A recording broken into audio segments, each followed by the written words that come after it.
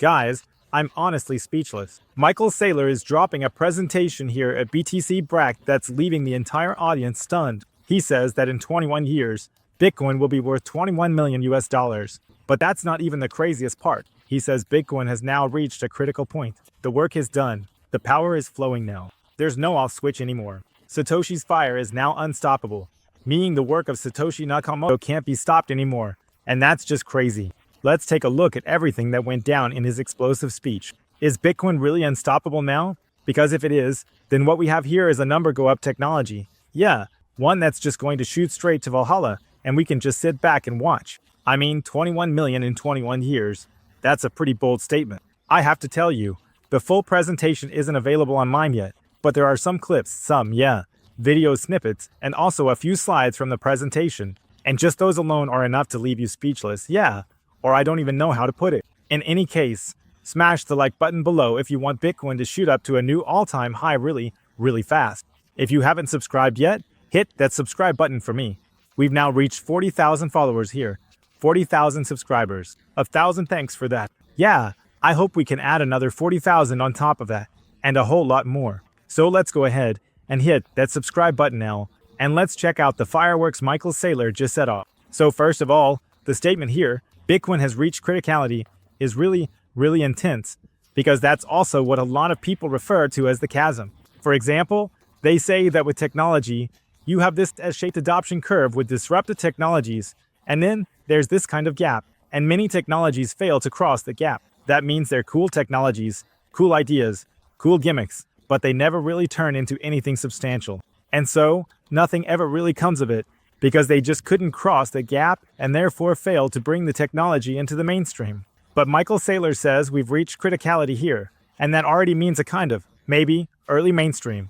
Not yet late majority or late mainstream, but early, mainstream. And the biggest part of the work is now done, and now you can basically just watch as the whole thing keeps flowing along.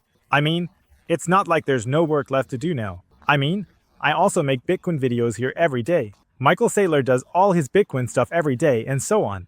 But of course, we're not necessarily doing it because we think it's this huge amount of work, but because it's truly work from the heart. It's where we find meaning. Michael Saylor also says that Bitcoin has given him a new sense of purpose in his life, He even says here in this talk here, Bitcoin is no longer speculation, but the foundation of a new financial system. Bitcoin is not speculation, but technology. That's also important to understand.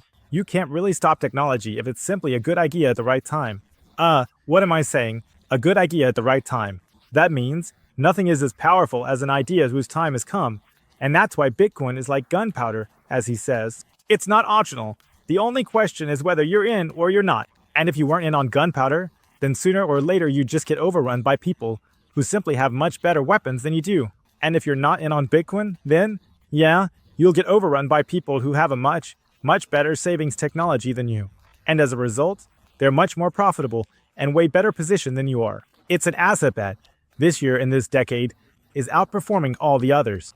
S&P 500, NASDAQ, bonds, and the like. But it still makes up less than 1% of global wealth. This is a turning point. Satoshi's fireworks can't be stopped anymore. And that's exactly what I meant earlier with criticality. The forecast for 2045 is 7%.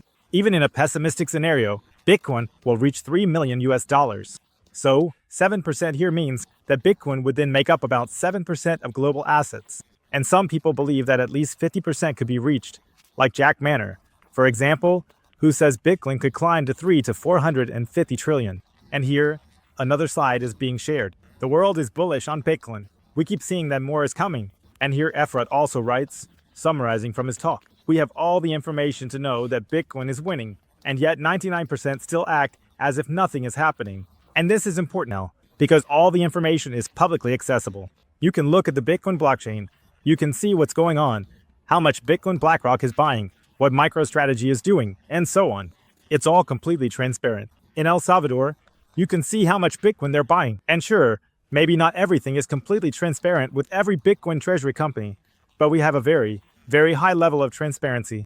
But the problem is, people aren't doing their homework. People would rather, as I always say, be eating bratwurst, or, I don't know, eating goulash or doner.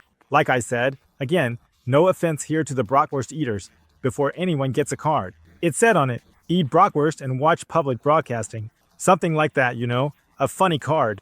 I should show it next time. Now I have it with me. Shout out to, yeah, the people who sent me this awesome card. I'm heading over there in a moment. At the end of the video, I'll show you the card real quick. So in any case, we now have all the information we should have, but most people don't do that. They just don't put this information together because they'd rather be busy with TikTok or, you know, Netflix and chill, whatever. I don't want to hold it against people, but they're missing out on the biggest opportunity of all time here. And that's exactly what Michael Saylor says. Hey, if people understood what's going on here, then Bitcoin wouldn't be at 100,000, but at 10 million or even more. But now let's dive right in and see what Michael Saylor said in his speech. Here's a short video clip, not the full clip, but a short excerpt. $16,000 during crypto winter. Did you hear that? Bitcoin dropped to 17,000 US dollars, and Michael Saylor was bullish while you were all bearish. No, I hope you bought the dip, because I know some of you here were bearish too. And that's always what I want to tell you. Hey, you don't have to be bullish when the Bitcoin price is shooting up to Valhalla, but when it dips and so on, those are all good opportunities to buy more. That's where you see the winners and the losers. The losers sell, and the winners buy more. The past 11 months has been extraordinary. The White House has agreed Bitcoin. This is an extraordinary development. We didn't anticipate this. We hoped that we would get a favorable administration, and we hope we get support, and we have a Bitcoin. But on November 5th, we see change in politics. And although we thought we might have a pro-Bitcoin president, we didn't think we did a strategic coiners. So that's really, really important. That's also what a lot of people neglect in the long run. The incentives that are present here in the US administration, they're just so crazy. Donald Trump with massive Bitcoin exposure, and all the other people with massive Bitcoin exposure in the US administration or not in the US administration. I'm a bit out of it today, sorry. I've just had a 20-hour flight behind me, so you'll have to forgive me a little.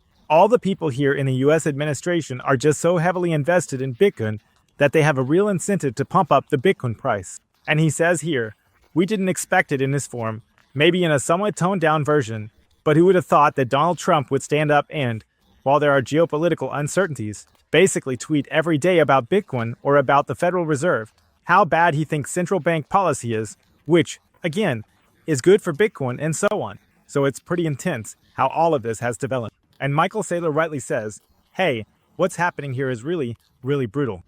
We didn't think that the president would say America will be the Bitcoin superpower of the world. This is an amazing development.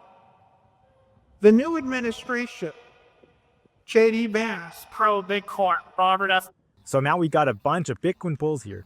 J.D. Vance apparently has a significant part of his portfolio in Bitcoin. Robert Kennedy said he has most of his wealth in Bitcoin. He gives each of his sons, he believes, one whole Bitcoin. That's what he meant. Tulsi Gabbard here, a Bitcoiner. I don't know if Kelly Loeffler is Bitcoin, but apparently, if she's on the slide, then it's probably the case. Paul Atkins, as we know, former SEC chief, Gensler's successor, a massive Bitcoin supporter. Then here, Brian Quintinas. I also don't know what he said about Bitcoin. Scott Besson, we know that he's open to Bitcoin. He even gets asked, hey, is crypto a threat to the US dollar? Then he says, no, no, no, no, no. This is insanely good for the US dollar. So there's actually a massive opportunity here in Bitcoin and crypto. Then we have David Sachs. And we also know he's a Bitcoin bull. He's also the one who signed the executive order here with Donald Trump. He also asked Donald Trump, hey, is this a good thing? I'm a bit unsure, but David Sachs would be totally convinced here. And then we have Howard Lutnick. He's basically the ultimate bull. He has hundreds of millions in Bitcoin here and says, after the bull run, it'll be, trillions. And then, oh right, then there's Kash Patel from the FBI. Of course, he's also massively pro-Bitcoin and has already questioned the not the FBI, the Fed as well. He's also very, very critical of money. J.D. Vance, pro-Bitcoin. Robert F. Kennedy, pro-Bitcoin. Tulsi Gabbard, pro-Bitcoin. We can skip over this part a bit now. Let's move on here. The world and is special. It is the digital commodity, right? The one thing that we will know, but a cabinet member in the United States government says it. He said it in March of this year. So in any case, he goes into detail here, pointing out that some pretty major statements are being made. Now, as I'm watching the video, I see that Sonny the Green is making another post here. He says here, he finds the whole thing cringe and shares Saylor's slide, where in 21 years Bitcoin is supposed to rise to 21 million, and we'll have 21 million coins, and that with an average of 21% APR going up. So, an average return of 21% volume, and then we're at 21 million. Of course, you have to say, there's a bit of a show effect here, and last year Prague made a big prediction. Now he has to take it up a notch. You really have to say, it's a bit questionable, because Saylor obviously has to perform here, always has to go one better, make an even bigger splash. And then people say, okay, whatever, 10 million isn't enough. Now we have to reach 21 million here. But in principle, there are already a lot of arguments and so on. And people say Michael Saylor is pretty based. For example, he also talks about the Bitcoin 100 here and said, hey, companies are racing for a spot in the Bitcoin 100. Let the games begin. So now we basically have exactly the race that Michael Saylor actually predicted 3 years ago or so. He said that all the companies would come. They hadn't come yet back then, but now they're here. And it's intense when we see this FOMO race happening. This could also be the FOMO race on a nation-state level. The FOMO race is happening at the corporate level, of course, at the individual level, on all sorts of different levels. And yeah, it's definitely arrived at the corporate level. I mean, what's happening with the treasury companies is just indescribable. And yeah, the more competition, the more of a race, the more they try to outdo each other, the better it is for the Bitcoin price, of course. So I definitely found this a very, very interesting text. Of course, I also understand the criticism that Michael Saylor is a bit of a showman here, always coming out with one wild prediction after another. You definitely have to take off 20 or 30% from what Saylor says here. Let me know down below what you think about it. If you still want to buy Bitcoin because you're just as bullish as Michael Saylor, because you definitely can't deny that he's a Bitcoin bull, then I'll drop a link down below to 21 Bitcoin. Here you can easily buy simple Bitcoin. Use the cool Bitcoin judgment. There you can get up to 20% off the fees when buying Bitcoin. And yeah, what you also have to mention is that Michael Saylor obviously has the incentive to pump up the Bitcoin price. You always have to keep that in mind when you watch his talks and so on. But I still think Michael Saylor is a net positive for the Bitcoin space. See you. Peace out.